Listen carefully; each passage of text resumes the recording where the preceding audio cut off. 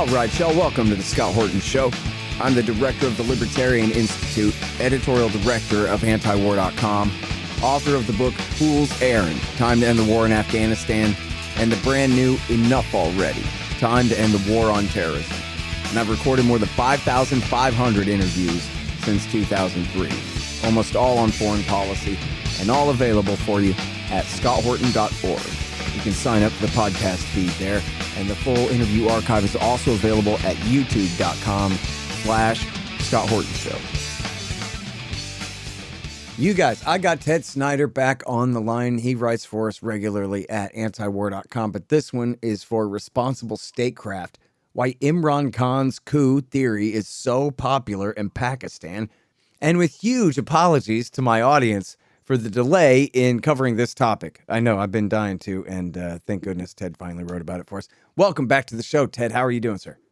I'm doing well, Scott. Thank you so much for having me back on the show. Happy to have you here. So it was not exactly a military coup d'etat, at least on the face of it. It was a parliamentary no-confidence vote, got rid of Imran Khan, the very independent-minded former soccer star turned prime minister of Pakistan. Now, I know as well as you know, he wasn't never supposed to be the prime minister of Pakistan if Langley and D.C. got their way, but it happened anyway. Now the question is whether Langley and D.C. were behind his overthrow. What do you say? It was so interesting, Scott, and like you're saying in your sort of introduction, it looks like one, right? It has all the hallmarks of Renfranto, or what I've been calling the silent coups, the coups that are non-confidence votes or use democracy or the parliament to get rid of a leader that doesn't involve like gunboats and tanks. It looks like democracy, but it's really a coup, and it had all the hallmarks of it. And we can go through some later if you want, but everything looked like it. And as I approached the story, as somebody who writes about coups, I was approaching the stories like this looks like another U.S. coup. But as I went on researching it, and as I talked about people who are more expert on Pakistan than I am, because I write a lot about coups, but I'm not a Pakistan expert. And as I started talking to people, they were all saying no, that there's no evidence this is a coup.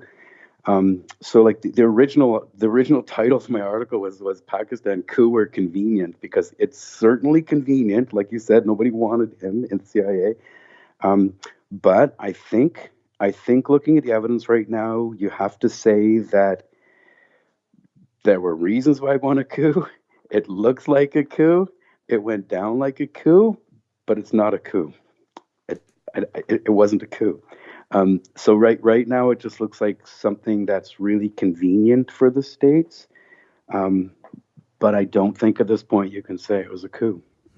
Well, when Musharraf seized power in 98, I remember, and they had a parliamentary system at the time, and General Musharraf just simply overthrew it. And Madeleine Albright said, well, yes, this is concerning, in sort of the most mild fashion. And then that raised the question then, was America behind the coup, or they were just relieved to know that a general that they can count on is in charge now? Because they clearly were not objecting that strenuously. But it is true, right, that the CIA can only control so much. They're not behind every, faction fight anywhere. Although I think it would be a fair question, wouldn't it, Ted, to ask, would the people in charge of getting rid of him now have done so without calling the Americans first and so getting some help, Scott, and some cooperation and some anything, or not? So you raise actually two really important, interesting questions there. One is the CIA's past in Pakistan, and one of the reasons Khan's accusations have been so convincing to Pakistanis is that, first of all, this incredible history of U.S. coups, and we can talk about more of the reasons why it's believable too, but the one you brought up is important. When the Bhutto government was overthrown by Zia, by the military general and strongman in 77, there's a lot of people that think that was a U.S. coup. It's interesting when you survey some of the world's best books on U.S. coups, though, there's never a chapter on that one, right? Like, was it a coup? Wasn't it a coup? I don't know. some people in Pakistan was what we do know is that the CIA liked Zia. We know that they approved of him. We know that the CIA director at the time, William Casey, when he met with him, came back saying he was very impressed. And we do know that whether it was a coup or not, the U.S. didn't oppose it. They not only recognized Zia, they supported him in very controversial ways because they needed his help in Afghanistan. And they knew two things about Zia. They knew that he was interested in bringing in sort of more um, radical Islam, and more importantly, he was pursuing a nuclear bomb. And the CIA knew both of these things, but because they wanted to work with Zia and cooperate with them, they turned a blind eye to that. Yep. This makes it very easy for people in Pakistan to believe that there's a coup now because they or at least some of them believe there was a coup before. As for your second question, could they do this, without the US? I ran into controversy all over on this because what's very clear that happened in Pakistan is that Imran Khan lost the support of the military. Okay, there's no question that he got in with the support of the military, and he lost the support of the military. Now, what exactly happened? So he loses the support of the military. The military um, the words that were out there were he eases their grip on the opposition parties. They'd held them in check. The military eased their grip on the opposition parties. And that made it, that at least opened the door to the non confidence vote. Some people said that the military let it be known that they supported the non confidence vote. Some more expert people more cautiously said that they opened the door for the military vote. And then the question that I asked a lot of people comes up, so where exactly is the Pakistani military aligned in this? So Stephen Kinzer, who's a very good author on the CIA on an American coups, he actually in an article of his, and I spoke to him after, and he called them the pro-American military. So that paints that picture again that makes it believable, right? A pro-American military supports the non-confidence vote to get Khan out of there. Others wouldn't use the word pro-American, though. One person I spoke to, who's probably the biggest Pakistan expert I spoke to, he said it's not fair to characterize the Pakistani military as pro-American. He called them opportunistic, that they'll kind of side on the side that's convenient at the time, which this time might have been American because another person who knows a lot about what's going on in Pakistan said that the Pakistani military was anxious to kind of reestablish its relations with the US. So the non-confidence vote happens at least in part because Khan lost the support of the military. The extent to which the military was either pro-American, just opportunistic, or trying to reestablish relations with America, I didn't get a consistent answer on that. Okay, so I don't think you can say that the US worked through the Pakistani military to remove Khan. But I think you can say that Khan lost the support of a military who at least removed the constraints on the opposition and made a non confidence vote possible. Hmm. You know, Is that a coup? yeah. Chomsky says if that's a coup, then America's hatching coups every day. But Yeah, I mean, there's no need to define it too broadly. I mean, look, yeah, in 2007, there were a bunch of people who thought the Americans killed Benazir Bhutto, but it was the CIA was trying to put her in power, and it was the mm, Tariqi Taliban or somebody close to them who killed her. People just assume that the CIA does everything. That was a big theory at the time. Was she had right. meant to say Daniel Pearl in an interview and said Osama bin Laden, and so people said, "Aha, she knew the truth about bin Laden, so they killed her." And it was like, nah, because if you actually know what's going on here, the CIA's in the middle of trying to put her back into power. Is what's going on. They weren't the So ones who again, killed her. Somebody killed her because of that. Is what really happened. yeah, and again, Scott, what you're saying is important because if you divide the questions, if you separate the question of was it a coup to why is the belief in Pakistan, at least among some groups, strong that it's a coup, And part of the answer is what you're saying is that the CIA has been involved in so many coups, including possibly a Pakistani coup, that they don't find it hard to believe. And then you add into the picture that the I mean, and by the states, way, just to be clear, at the time, they weren't supporting her in a coup. They were supporting her in an election, but still, I mean, they're meddling. You see right? how And I was Americans take kindly to that when it's not even true. I mean, imagine if it was as true as that was for them, how obvious it was for them at that time with her. yes, and I was referring to Zia more Sure, also, I just want to make but sure that I was clear in what yeah. I was saying. And there were reasons, Scott. I don't know what order you want to go into things, but there were reasons again that make it believable because there were reasons to think that the states wouldn't want Zia in power, and certainly there'll be some in Washington who find it much easier to work with Pakistan that he's not in power. And if you want, we can go through some of those reasons that again makes it believable as a coup because there's three or four reasons why the motivation would be there for a coup, and then you add several reasons why there's the appearance of a coup, and Well, then you yeah, add a history and that makes let's it do that. believable there's a Let's coup. talk about his history here because, as I Yeah, said in the intro here, he's a soccer star, and that matters. The yeah, point being that this is not a career politician. This is a guy who is an outsider, but he's famous enough to pull it off in that Trumpian kind of way. And it's clear because he ran for office over and over. And it was yeah. clear back Took him a then. long I time. forget all the reasons why I knew this, but it was clear back then the Americans really did not want him to win ever. And he finally did. And then didn't he announce essentially an anti-American foreign policy right away? And I mean that in the So best sense. Don't get me wrong. yeah. So Scott, you get two things happening. So you said the Americans weren't happy when it got in. So one thing this gets played down sometimes because people talk about this as being sort of normal, sort of diplomatic snubbing, and maybe it is, but in Pakistan they took it very seriously that Joe Biden never called Imran Khan. So what does that mean, right? Is Biden not happy with him as president? 16 months into office for Biden, he never once phoned Imran Khan. Didn't seem to want to talk about him. Secondly, and I'm quoting the New York Times right now, not exactly alternative media. The New York Times said that Khan oversaw what they called a new era of Pakistan's foreign policy, and they described that as a foreign policy that was distancing from the United States. So you get this snubbing of Khan. You get Khan bringing in a foreign policy that's independent of the U.S. Well, and to be And clear then, here, he was saying, no, you can't have bases to fly drones to kill right. Afghans from So Pakistan, which was a right. big So deal.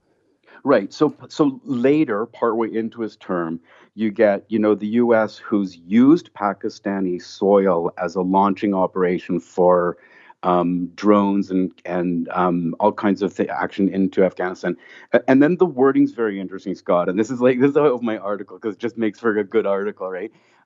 What you get is you get the Pakistani foreign minister standing up in the Pakistani Senate and saying that as long as Imran Khan is Prime Minister of India, there'll be no use of American bases in Pakistani soil.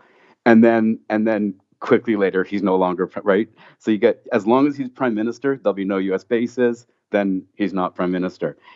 So what Khan said was that he said he would absolutely not allow the CIA or American Special Forces, he said, to ever again use Pakistan as a base. He said there's no way we're going to allow any bases, any sort of action from Pakistani territory into Afghanistan. Absolutely not. So it's an independent foreign policy, and he's now saying you're not staging actions from Pakistan. Absolutely not.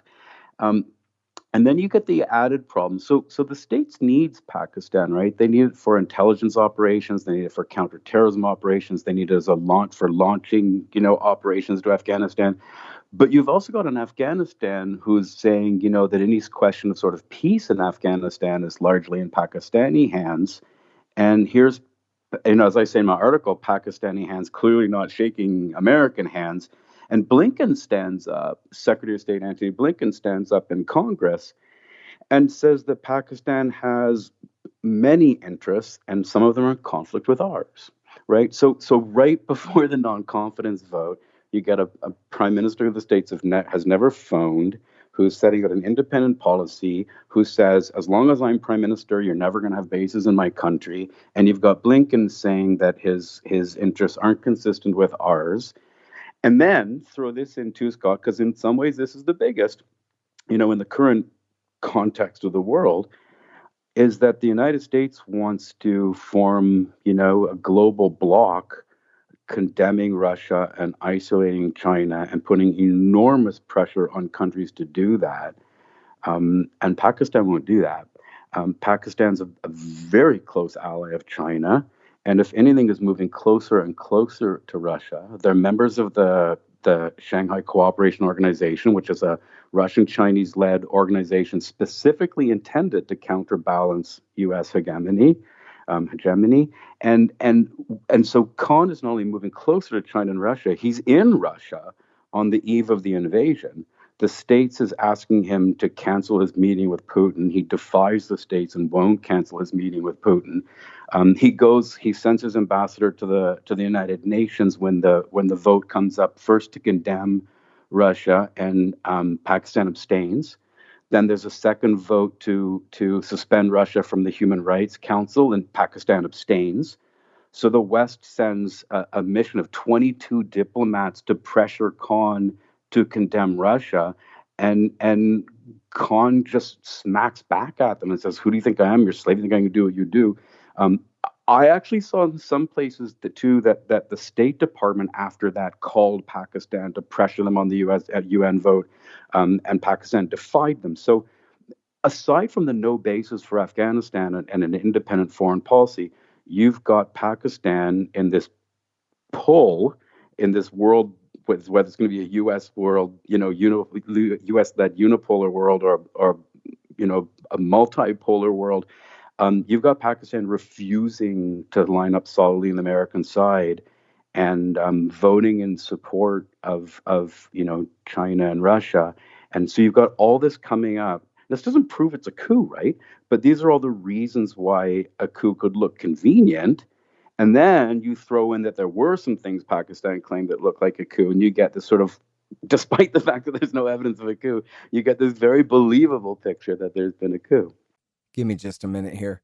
Listen, I don't know about you guys, but part of running the Libertarian Institute is sending out tons of books and other things to our donors. And who wants to stand in line all day at the post office? But stamps.com? Sorry, but their website is a total disaster. I couldn't spend another minute on it. But I don't have to either, because there's easyship.com. Easyship.com is like stamps.com, but their website isn't terrible. Go to scotthorton.org/easyship. Hey, y'all, Scott here. The Libertarian Institute has published a few great books. Mine, Fool's Errand, Enough Already, and The Great Ron Paul. 2 by our executive editor, Sheldon Richman, Coming to Palestine, and What Social Animals Owe to Each Other. And of course, No Quarter, The Ravings of William Norman Grigg, our late great co-founder and managing editor at the Institute. Coming very soon in the new year will be the excellent Voluntarist Handbook, edited by Keith Knight, a new collection of my interviews about nuclear weapons, 1 more collection of essays by Will Grigg, and 2 new books about Syria by the great William Van Wagenen and Brad Hoff and his co-author, Zachary Wingard. That's libertarianinstitute.org/books. Yeah, it just occurred to me while we're talking here. I used to know this Pakistani general. Was it Shaukat Qadir, right, that used to write for Counterpunch? I interviewed him before. Yeah. And he had the dirty, hated General Kiani, I think. It was always, talking smack about Kiani's relationship with America and stuff. I wonder if I could get back a hold of him. Yeah. But yeah, look, it's not like Americans had any reason to believe that Russia would have meddled in our election. But what if they actually had meddled in our country, really, numerous times in the past? And then you had some crazy impeachment type event go on, like this. You'd see why. Hell, I mean, you already have color-coded type revolutions in America, it seems like, anyway. But, just imagine how upset Americans would be, how nationalistic we would get. I know you're a Canadian, but imagine how crazy the Americans would get, Ted, if this was really happening to us, dude, we would freak. Yeah. You guys would be afraid of what we would do up there on the other side of the Yeah. border, safe on, in the woods, freezing up there, wherever you're eating maple And syrup, whatever you Scott, do up there. that's actually the next piece of the picture, because I've been careful so far, not to say that the states was meddling, but just that there were reasons that would make it so that they wouldn't be unhappy with somebody different, but not meddling. But then what happens is when Khan is gone, is he explicitly accuses the states of meddling, Right. and he makes two accusations really. The first is he says that the U.S. consulate was meeting with members of his party, but just with the members of his party who defected before the non-confidence vote. So he claims that the U.S. consul is meeting with members of the party shortly before they peel away and switch and vote against Khan. He also claims that the American Assistant Secretary of State for South and Central Asia, Donald Liu, he claims that Liu communicated through official channels that the Biden administration would impose dire consequences if the non-confidence vote didn't pass. I have no idea if this is true. When I've asked Pakistani experts, they've said there's not only no evidence that the U.S. is behind this, but they've said there's not even circumstantial evidence. But this is what Khan throws out there, and he throws it out there against a backdrop of all the reasons why the states would want to get rid of him, with a whole history of knowing the states does get rid of governments, and then he throws in these two claims that the states um, was meddling. And the other thing I point out in my article too, Scott, that doesn't hurt. And again, I'm not arguing there's a coup. I'm actually arguing there wasn't a coup, but I'm arguing that it could look a lot like a coup. And the other thing that doesn't help is that the states is going around doing this. I pointed out earlier in our talk that the really big thing the states had against Pakistan right now is that they wouldn't align against Russia. And then you get the head of the I don't know if it's fair to call her the head, but the Belarusian opposition, Tikhanovskaya, I don't know if I'm saying her name right. Tikhanovskaya meets with Blinken in Washington, and of course, Belarus is siding with Russia, and Washington promises her full support for her opposition movement. They even promise her that they'll provide equipment and technology to help journalists and activists. So as Khan, who won't side with the states against Russia, or at least is remaining neutral in it, but won't line up clearly in the American camp, is removed from power by the opposition. You see America quite vocally telling the opposition in other countries that won't line up with America that we will help you, um, to become the next government in your country. And so all of this just looks really ugly. And when you've got this whole history of looking this ugly, and you do something in a situation that looks like you'd want to do something ugly again, it's very easy to believe that America did something ugly. And I think that's why this whole picture is so persuasive in parts of Pakistan, where some of Khan's supporters feel like they got blindsided by what in the end was a non-confidence vote based on economic performance. Like, that's not that common a reason to actually get rid of a government. Um, and so you get these supporters feeling blindsided, still commanding enormous popularity in Pakistan, knowing that America didn't like him being the leader, knowing there's all these reasons they might want to get rid of him, and then looking at, kind of all these things that appear like they got rid of him. And it's very easy to believe that they got rid of him.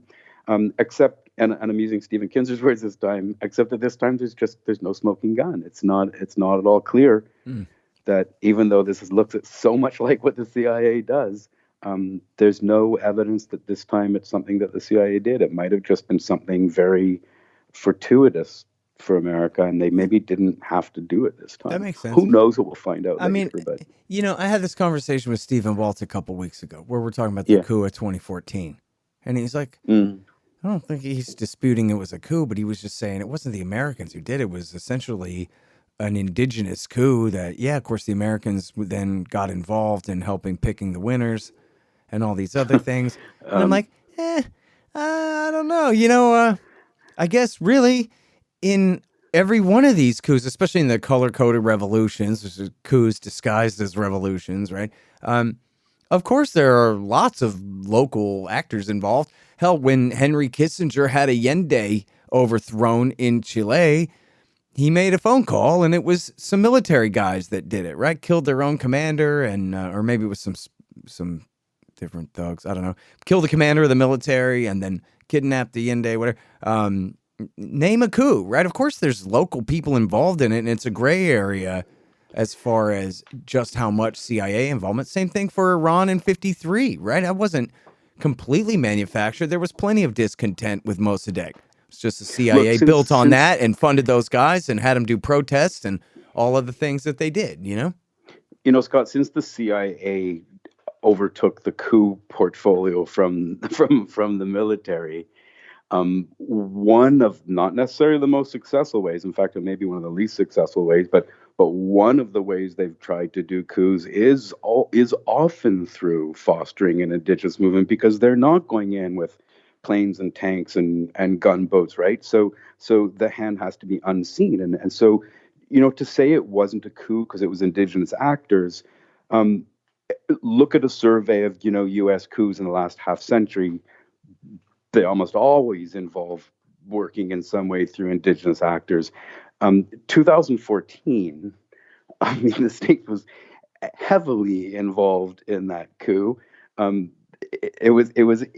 I mean, I think it was pretty clearly at least a U.S. supported coup. And a coup that in many ways set the stage for what's going on now, and that Russia certainly saw as the beginning of attempts at regime change in Russia. So, that's why this one's so confusing, because you often do see what looks like the military doing it, but the American hand is behind it. And this time you have a military that, if not pro-American, is at least opportunistically trying to improve its relations with America. But the thing is, that doesn't prove that every time it was America. I would argue 2014 was a U.S. supported coup in Ukraine, where the U.S. was heavily involved, not just in picking who comes next and recognizing who comes next, but in creating a condition that made things impossible in Ukraine, and then backing and supporting and pushing a coup, in lots of ways.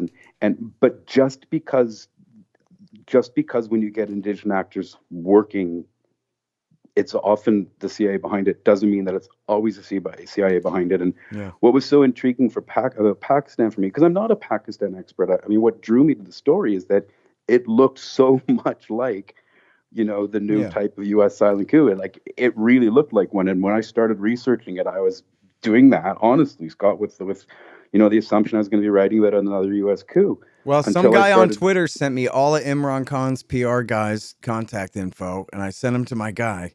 So I'm going to try to get him on the show. Okay. See if he can prove any of those assertions. You say he didn't offer any proof for his claims about those meetings, right? No, so I'm told by people that there's not only no evidence, but I mean, the word that Adam Weinstein from the Quincy Institute, who was very generous and spoke to me a lot, and he's kind of a Pakistan expert, and he said I've not only not seen any evidence, he said I haven't even seen any circumstantial evidence that Khan's claims they're fascinating, and there may have been some people have said there may have been letters saying that the U.S. was not pleased with Pakistan's independent policy, but that's the kind of letter you're going to get from U.S. embassies all the time, right? We're not pleased with your independent policy. That it was more than that hasn't been substantiated or proven, and that's what that I was surprised. Like I said, I meant to write an article on a coup, and the more I read and the more I talked to people more expert in Pakistan than I, the more they were telling me there's no smoking gun here. There's no evidence of a coup. There's nothing. It has all the appearances of it. It might get the states exactly the results they wanted, but that doesn't prove this time was the states. I think this is the first time I've probably ever been on your show saying it wasn't the states. The feds got to you, Ted. See, they even rhyme, Ted and Fed. So who knows? Like I said, who knows? We'll find out later. It's a totally intriguing picture of what happened, but there's no evidence that the U.S. was behind it. Not that I can find, and not that whenever I spoke to someone who was really expert on this, to my surprise, that's what I got every time. Great. All right. Well, listen, keep your eyes open and let us know. write a new one for antiwar.com if there's any important developments. But I will. that's good. No, I appreciate your take. And everybody check out Ted doing the work for us so we know what the hell is going on at the Quincy Institute, Responsible Statecraft, why Imran Khan's coup theory is so popular in Pakistan. And, of course, check out his full archive in the right-hand column there at antiwar.com as well. Thanks again, Ted. Thanks so much, Scott. It was great being on your show. The Scott Horton Show, Anti-War Radio, can be heard on KPFK 90.7 FM in LA, APSradio.com, antiwar.com, scotthorton.org, and libertarianinstitute.org.